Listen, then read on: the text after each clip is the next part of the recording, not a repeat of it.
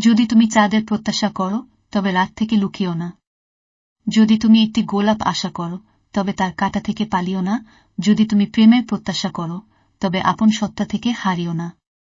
দুই ব্যক্তি কখনো সন্তুষ্ট নয়, বিশ্বকে যে ঘুরে দেখতে চায় আর যে আরও জ্ঞান আহরণ করতে চায়। সবকিছু জেনে ফেলাই জ্ঞান নয়, জ্ঞান হলো কি কি এড়িয়ে যেতে হবে বা বর্জন করতে হবে তা জানা।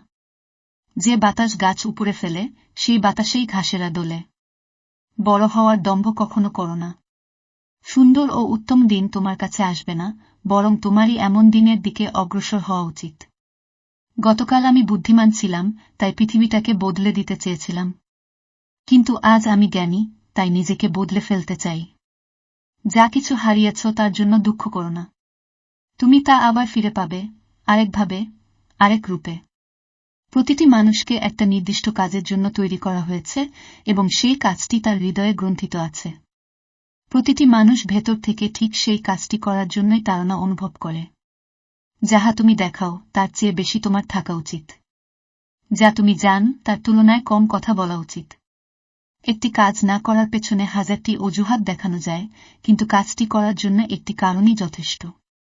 আপনার সময় নেই এ অজুহাত গ্রহণযোগ্য নয়। কারণ সময় কোনো কাজে ব্যয় করবেন তা নির্ধারণের অধিকার আপনার রয়েছে।